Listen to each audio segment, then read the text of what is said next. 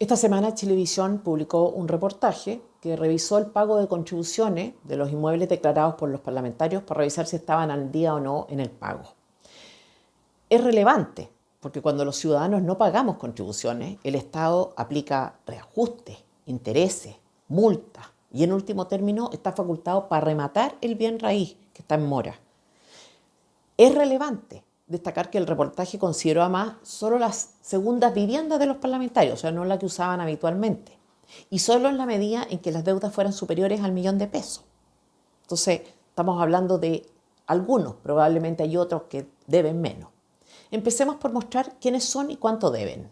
Por monto individual, los que encabezan el ranking son Fidel Espinosa, PS, 315 millones de deuda por un terreno en Puerto Montt.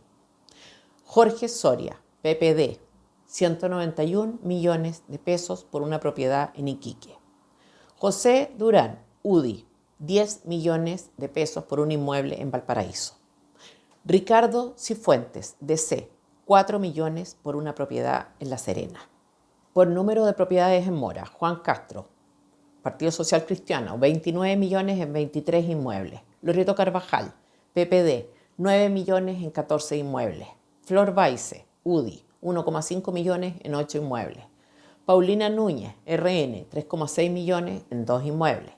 Jorge Durán, RN, 2 millones en 10 inmuebles. Rafael Froens, RN, 2 millones en 3 inmuebles. Vamos a explicarles a ustedes los caraduras de entre los caraduras del país. ¿Por qué este impuesto es justo y por qué ustedes, además de estar obligados a pagar, deberían contribuir a alivianar la carga del resto de los chilenos en esta materia? Lo primero, se supone, esta es la teoría, que una persona debe pagar impuestos cada vez que genera ingresos. Si vende algo, si ofrece un servicio, paga impuestos. Lo mismo ocurre cuando compra, paga impuestos, por de pronto el IVA, que corresponde a un 19% del valor del bien que se compra. ¿Cómo se explica entonces que una persona debe seguir pagando impuestos por algo de lo que se supone es dueño?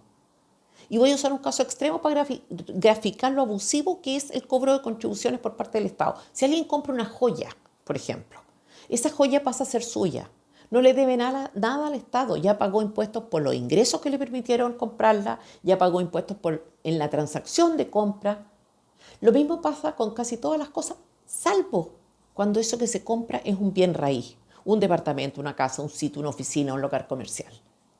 Efectivamente, teóricamente, el dueño es el propietario, pero 4 veces al año debe pagar contribuciones al Estado por el solo hecho de tener esa propiedad. Y si el dueño no tiene trabajo, también. Y si está enfermo, también. Y si está jubilado y la casa es relativamente buena, también. En la práctica, una persona que es dueña de un inmueble le paga una especie de arriendo al Estado por eso que compró gracias al esfuerzo de su trabajo.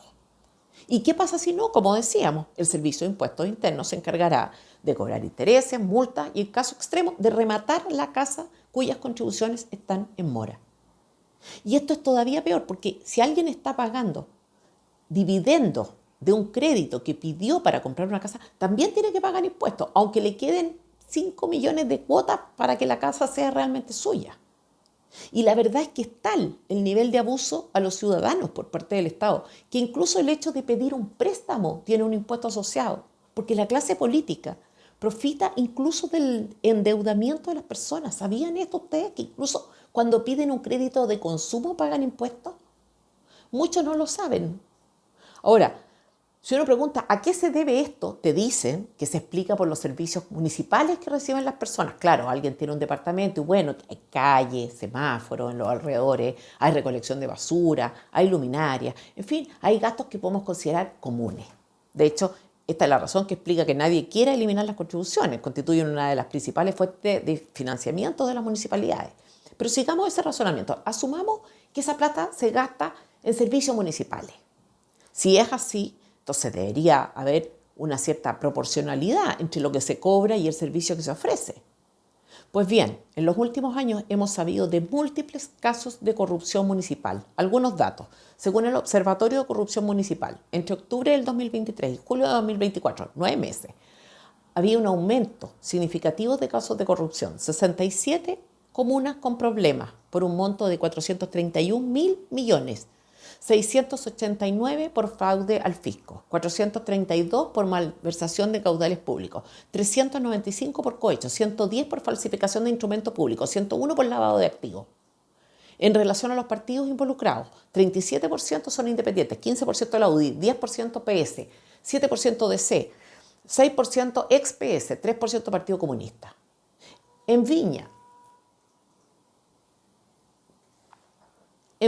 Coquimbo y Santiago se multiplicó por 2 el número de casos, si se comparan con los que había antes.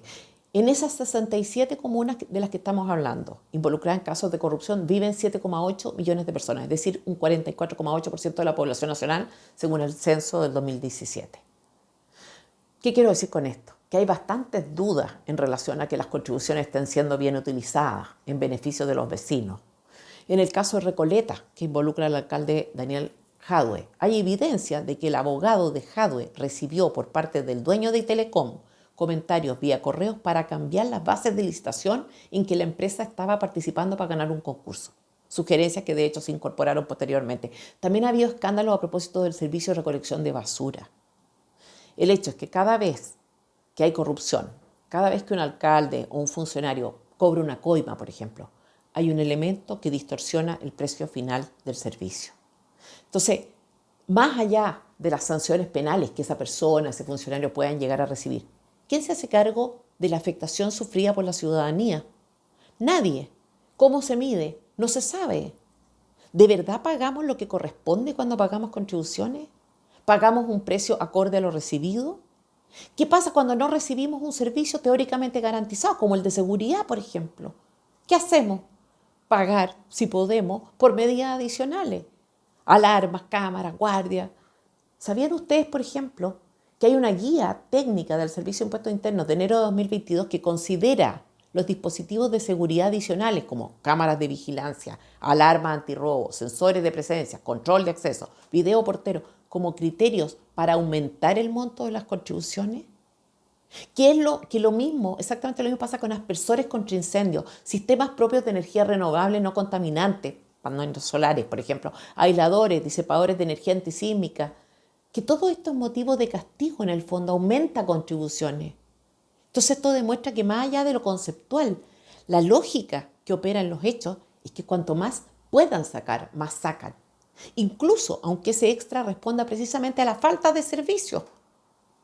Otro argumento que dan es el de la plusvalía. Si se construye una línea de metro, tu propiedad aumenta su valor y por tanto hay que pagar más. Esto también es absurdo, porque el metro no es un servicio gratuito. Si se usa, se paga, de modo tal que no es algo que esté incluido como servicio cuando pagamos contribuciones. Adicionalmente, el metro tiene como fuente de financiamiento varios otros servicios que ofrece: espacio, publicidad, máquinas expendedoras, cajero automático, locales comerciales que se arriendan. Cuando el metro llega a un punto determinado, Santiago además, es porque ya existe una masa crítica de personas que lo justifican. Inversiones que se hicieron y que crearon una comunidad. Entonces el movimiento es precisamente el inverso, es que ya hay clientes ahí donde llega el servicio. Teóricamente, el Servicio de Impuestos Internos debería retasar a la baja también los bienes raíces cuando el entorno empeora. Me gustaría saber cuántas personas han gozado de este beneficio, si se puede llamar así, a la degradación de un barrio. Estamos ya en plena carrera presidencial y, por tanto, frente a la oferta de algunos candidatos de Kast y de Kaiser de eliminar contribuciones, es relevante, antes de aplaudir, preguntar cuál es exactamente el plan. Que digan cómo, que digan cuánto, que digan quién. A ver si se puede tomar en serio esa propuesta.